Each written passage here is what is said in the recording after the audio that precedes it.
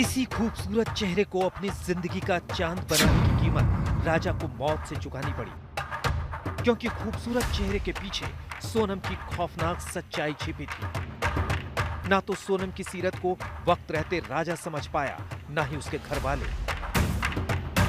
आज इस चेहरे पर नकाब है, दुनिया की नजरों से छुपाने के लिए काला कपड़ा है, लेकिन सोनम की काली करतूत इतनी बड़ी है कि उस पर यह नकाब पर्दा डाल नहीं सकता। आज सोनम सलाखों के पीछे है तो उसके वजह है हत्या की खौफनाक साजिश। बीवी सोनम निकली हत्या का मास्टरमाइंड, प्रेमी संग मिलकर रची हत्या की साजिश। किराए के कातिलों को 20 लाख की सुपारी, एक गलती से पकड़ी गई कातिल सोनम। सोनम रघुवंशी का डेंजरस इश्क। जुर्म की पहली तस्वीर अपराधी के दिमाग में उभरती है, जिसके पीछे एक मकसद होता है। वही मकसद जिसे हासिल करने के लिए सोनम और उसके प्रेमी राज कुशवाहा ने खौफनाक साजिश की पटकथा लिखी। तय किया राजा रघुवंशी को कैसे मारना है, कब मारना है, कहां मारना है और हत्या के बाद कैसे पुलिस को चकमा देना है। 11 मई को शादी, 23 मई को राजा का कत्ल, 2 जून को राजा की लाश बरामद, 8 जून को किराए के कातिल गिरफ्तार और 9 जून को सोनम पकड़ी गई।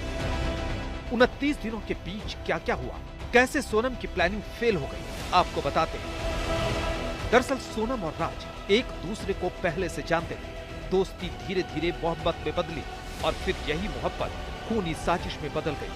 सोनम चाहती थी कि राज से शादी करे, लेकिन वो जानती थी कि घर वालों को रिश्ता कबूल नहीं होगा, क्योंकि राज कोई और नहीं बल्कि घर वालों की फैक्ट्री में काम करने वाला एक छोटा सा मुलाजिम था।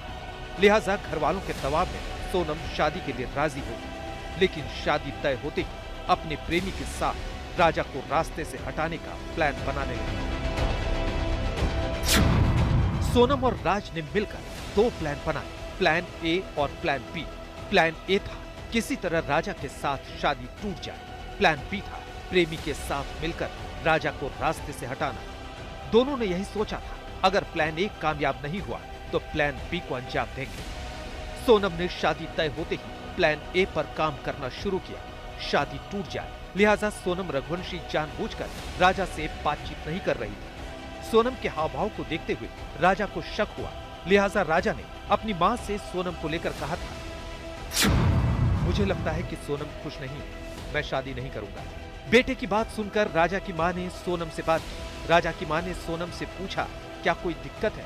तब सोनम ने जवाब देते हुए कहा था, ऐसा नहीं है, मैं काम में व्यस्त थी। शक मुझे इतना जरूर है इसमें, तो उसकी मम्मी को सब पता होगा, तो मम्मी ने छुपाई हमारे से बातें, सारी बातें। कौन की बातें? सोनम की मम्मी ने हाँ। जो बातें छुपाई हमारे से, इसमें शक मुझको जरूर है, क्योंकि इसके पापा को तो इस बारे में पता होता कभी तो उसको कम से कम राज को वापस से निकाले जाते, भगा देते। उसके भाई को पता होता तो उसको भाई को भगा देता वहाँ से। बाकी इसकी मम्मी ने जो बातें छुपाई ना, इसकी मम्मी ने इसके पापा से और भाई से बातें दोनों छुपाई है, इतना हमें लग रहा है। सोनम मन मार कर शादी के लिए तैयार हो गई। यहीं से प्लान बी को अंजाम देने के लिए प्लानिंग शुरू हुई। सोनम और राज ने हत्या की पूरी प्लानिंग की। तय हुआ 11 मई को शादी होगी और चंद दिनों के बाद हनीमून ट्रिप के दौरान राजा का कत्ल होगा। राज ने किराए के कातिलों का इंतजाम करने का जिम्मा उठाया, जबकि सोनम ने सुपारी के लिए पैसों का, क्योंकि राज के पास पैसे नहीं थे और सोनम पैसों का इंतजाम कर सकती थी। सुपारी के पैसों के लिए सोनम ने शादी से पहले राजा से गहने खरीदवाए, वो भी राजा के परिवार वालों की मर्जी के खिलाफ। यानी सोनम ने राजा की दौलत से ही राजा के कत्ल का ठेका लिया, वो भी 20 लाख रुपए। पुलिस को शक है राज और सोनम ने परफेक्ट मर्डर की योजना बनाने के लिए कई फिल्में और वेब सीरीज देखी थी। दोनों ने पहले जम्मू कश्मीर में हनीमून ट्रिप का प्लान बनाया, लेकिन ऑपरेशन सिंदूर के बाद कश्मीर में सख्त सुरक्षा व्यवस्था को देखते हुए प्लान बदल दिया। फिर दोनों ने शिमला के बारे में सोचा, लेकिन शिमला में सीजन के चलते दोनों को डर था कि भारी भीड़ में हत्या को अंजाम देना मुश्किल होगा। इसके बाद सोनम और राज ने शिलोंग को चुना, क्योंकि शिलोंग में हत्या को अंजाम दे सकते थे। यही वजह थी कि सोनम ने हनीमून ट्रिप की लोकेशन के बारे में राजा के घर वालों को नहीं बताया। हाँ, लौटने की टिकट नहीं कराई, क्योंकि जाने की टिकट कराई ना तो राजा ने मेरे को बता दिया, मम्मी वो सोनम ने टिकट करा लिया मेरी और मेरे को परसों के रोज निकलना है। तो मैंने कहा बेटा इतने जल्दी, तो बोले अब तो उसने टिकट करा ली, बोले कि तो बोलती चलना पड़ेगा। तो मैंने बोला ठीक है बेटा चले जाओ। मैंने कि कितने दिन में आओगे? तो बोले 7 दिन। सोनम और राज ने हत्या का ऐसा प्लान बनाया था जिसमें पकड़े जाने की गुंजाइश न बचे।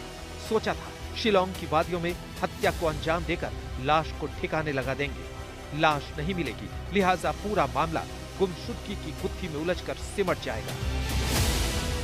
क्लाइमैक्स की स्क्रिप्ट यही थी।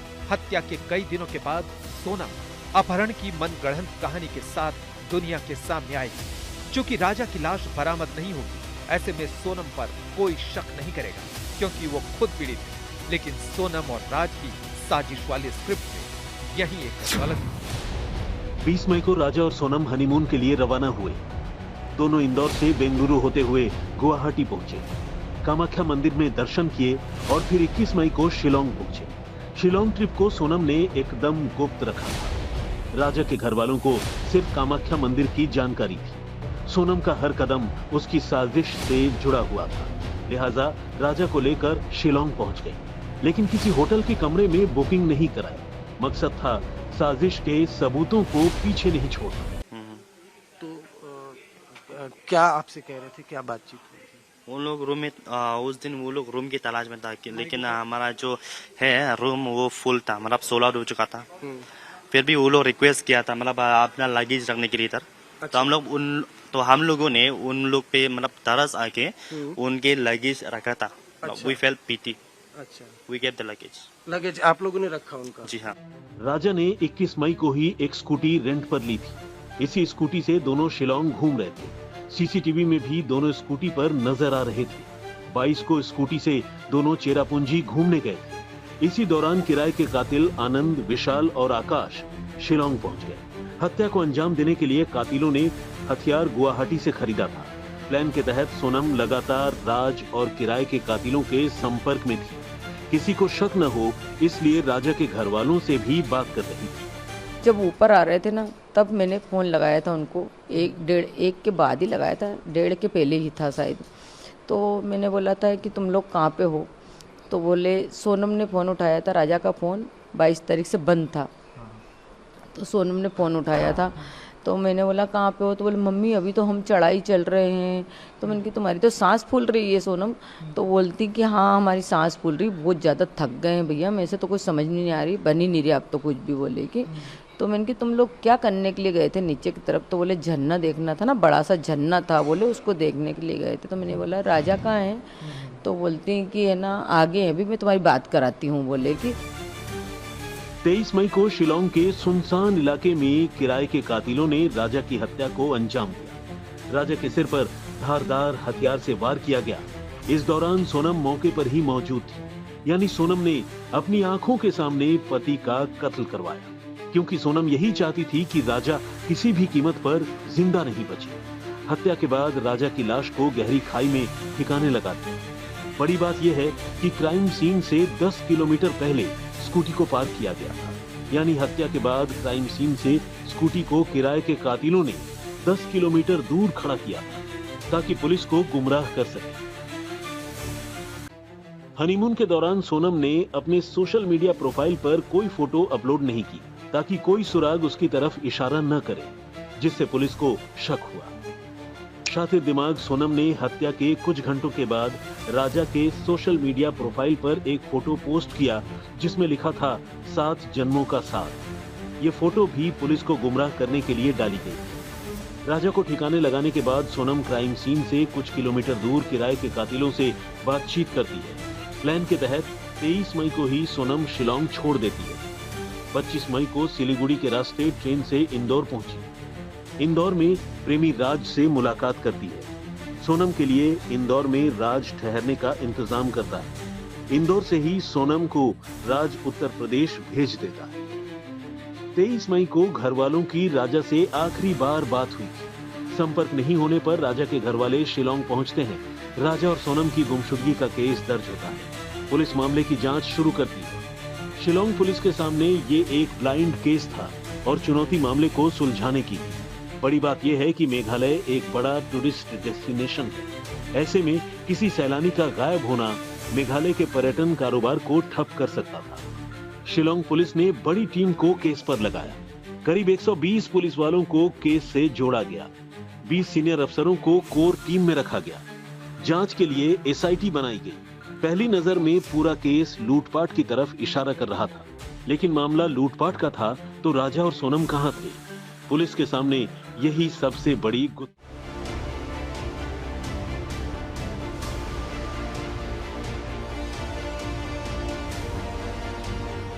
2 जून को शिलोंग पुलिस की तलाश एक बुरी खबर के साथ थम गई, क्योंकि राजा का शव मिल गया।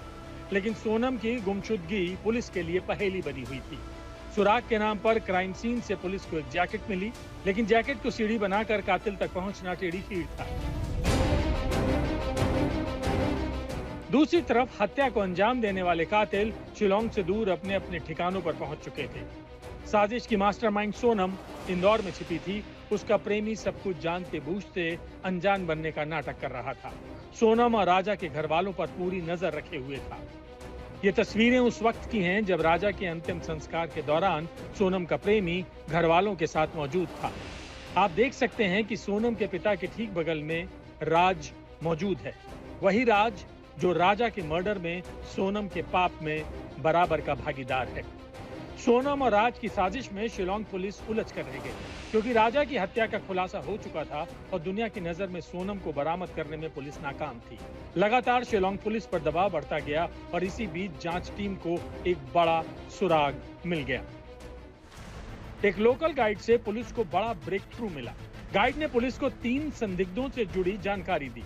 गाइड ने बताया कि 3 लोग राजा और सोनम का पीछा कर रहे थे। तीनों संदिग्ध मेघालय के नहीं थे, सभी हिंदी में बात कर रहे थे। इस जानकारी ने पुलिस को ब्लाइंड केस से जुड़ा सबसे बड़ा सुराग दे दिया।